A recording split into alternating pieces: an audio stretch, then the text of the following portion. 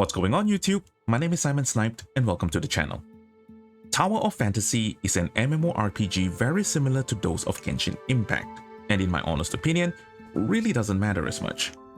Like how roguelike games started gaining traction as a genre even when there were plenty of similar games dating way back, Tower of Fantasy is in its own right a very different game, albeit built on similar foundations.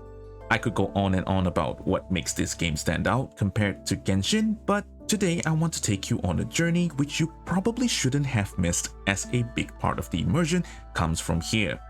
Today, let's dive in together into the world in which the Tower of Fantasy is built upon. Before we begin, spoilers alert, as I'll be touching on the lore and story revealed to us on the global version so far. So if you'd like to experience it in-game, which I highly recommend, then you should probably come back after you've done so. You have been warned. A very common practice of a lot of gamers, including myself, have is that we tend to focus on the mechanics of the game, pushing objectives and progressing through the game with as little time wasted as possible. Now, while there isn't a best way to play, what I did was take a step back and relook at what the game was trying to trigger via its storytelling. I never regretted it one bit. Doing so reminded me of the emotional enjoyment I have having my heartstrings pulled when characters die, and the joy of screaming deep inside during exciting moments. If you'd like to give that a try, then let's first begin by taking a look at the history of what happened in the game. Humanity one day discovered an energy source so powerful that it dwarfed everything they ever knew. Like how the doors of inspiration and curiosity opened during the first discovery of electricity, the emergence of this power drove humanity on a quest to harvest it for themselves. This energy is later known as Omnium. But no matter how hard they tried, the Omnium they have access to are never pure or stable to be put to use until the coincidental discovery of a comet known as Mara. Mara was like a sun, a source of Omnium stable enough to be used to further humanity's technology. Humanity's oldest governing body, the Old Federation, then set the goal of traveling via interstellar systems as humanity's technological priority, and came up with the idea to pull Mara into orbit on a distant planet. From then on, humans put space travel colonization into motion and arrived at the planet deemed suitable as a hub for harvesting Omnium. This planet is later known as Aida, the place in which we play our character in. But Mara was not originally orbiting the planet, and thus humanity came up with the groundbreaking technological solution.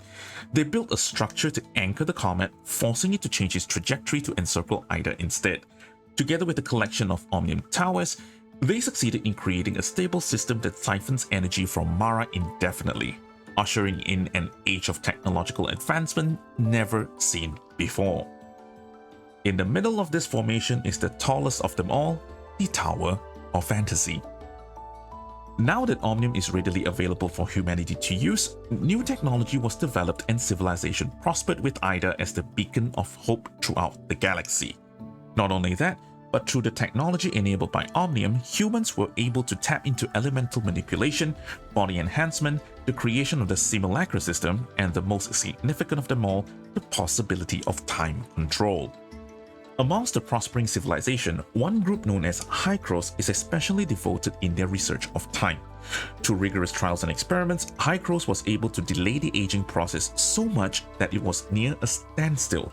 They were able to become an existence close to an immortal. But like every plot in the world, the brighter the light, the darker the shadows.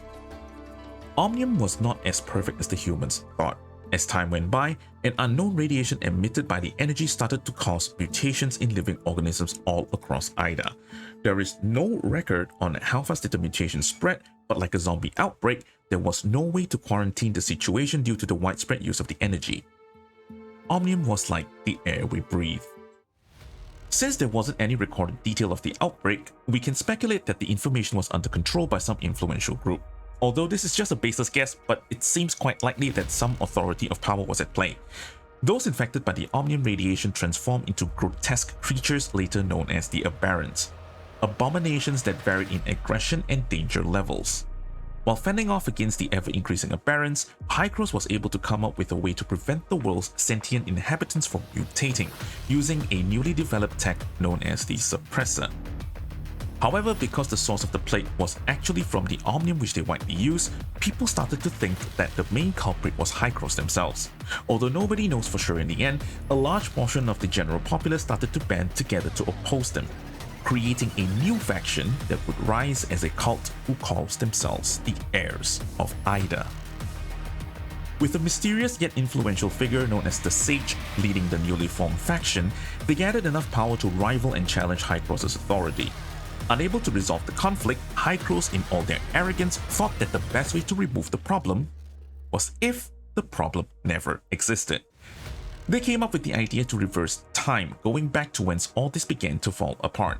However, they ultimately failed and brought about a chrono explosion which obliterates almost everything around the tower's vicinity. The damage was so astronomical that although the planet as a base is still intact, the surface and those in space were devastated beyond repair.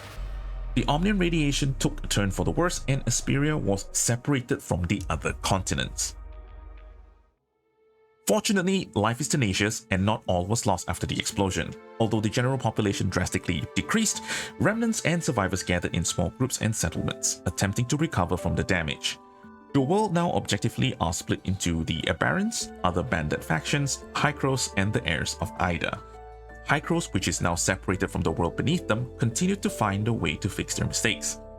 And the Heirs of Aida, as we know now, is silently gathering their forces to once again bring the ever-proud Heirs down from their seat of authority. Unfortunately, the chrono explosion isn't like a cleansing fire which rids the world of its impurity. Although we do not know how bad the radiation levels are at the moment, but inhabitants without the suppressor will inevitably mutate into Aberrants. 50 years after disaster now known as the Calamity, things have settled down and people's lives are beginning to stabilize. Although the beautiful scenic Asperia looks docile on the surface, it is filled with danger at every unseen corner. As you play the game, you'll probably know why. And that is basically all there is to talk about regarding what happened before we play the game. Since the game is barely out for more than a month from the creation of this video, I will not dabble into the story of your character thus far to, not really spoil your experience. If you'd like to see that video, let me know in the comment section below and I'll start preparing for it. A little bit of final word before we end this video. To create this story explained, the research materials are highly influenced by what was shared by other people and also from the game, mostly from the loading screen. Although I think the story is a little underappreciated, but that's just natural because I think that the storytelling is really bad and awful, but that doesn't mean that the content itself is bad. As we progress through the game, I like to say that a really big part of the experience comes from us investing into the story itself and immersing in the world it is set in. I hope that this video was at least entertaining. Do subscribe to the channel if you haven't, and I'll see you again in the next one. Hopefully more storytelling videos.